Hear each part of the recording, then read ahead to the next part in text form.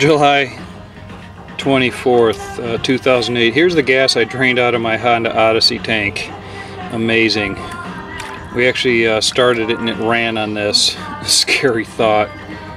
Okay, 24 July 2007. Gotta let my gas tank air out a bit before I go messing around sandblasting or doing anything where I might cause an explosion, something stupid like that. So I'm starting to sandblast the parts. Here's the emergency brake drum cover, which goes, you see that right there on that side. Here's what the whole back end of the unit looks like right now. The guy that owned the unit before had to cut the top of this top plate, and as you can see I've got it bent up, and I found out why. Don't know why, but the way Honda put the gas tank in, because of this back here, there's a slot right down in there where that back of that gas tank goes into, and you can't move the gas tank forward and to drop it down because of this, you know, the gas stem sticking up through the top of that hole right there, and you can't push it forward because of the stem, and you know, bottom line, that had to be cut out. So I'll have to put the gas tank back in when it's all said and done, and weld that shut nice and clean. I'm going to sandblast all this frame.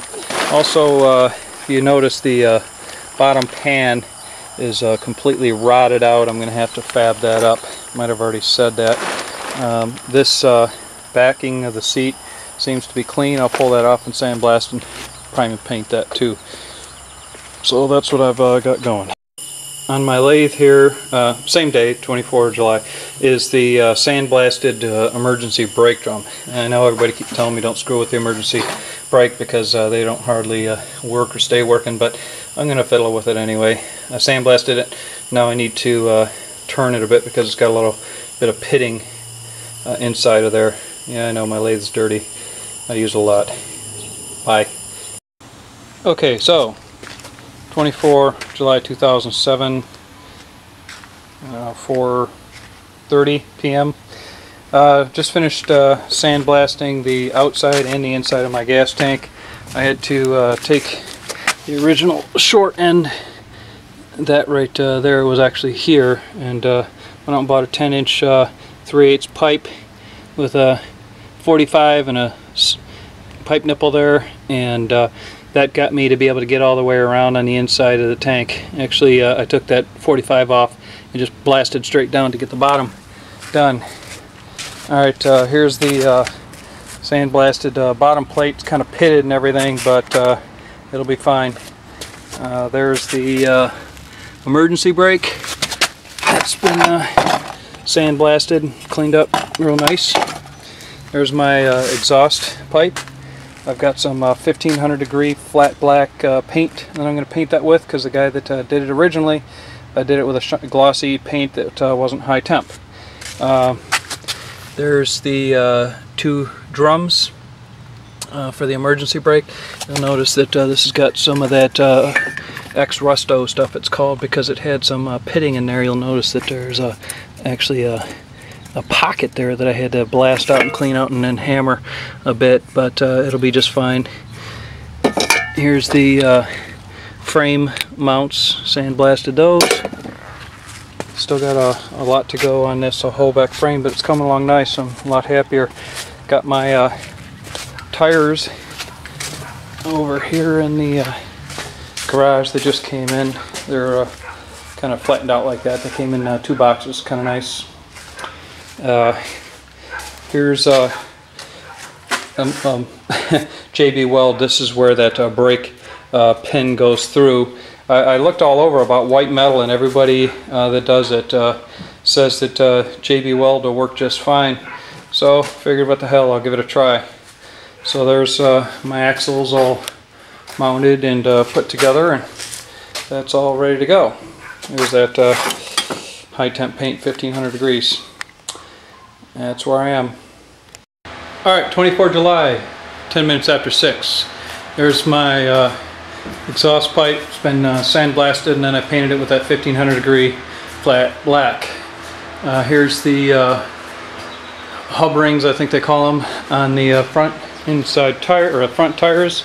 Those got, alright. And then here's my first coat of primer. That was the rear. Here's the front split. There's my brake. And then here's the gas tank. So I'm putting Rust-Oleum clean metal primer on all that stuff. Nothing new on the back end. And there's my ugly pen that I got to remake. Bye. Okay, so that clean metal primer dried up enough so I'd flip the those rings over and put a better coat of primer on it, because I really didn't get it pretty good.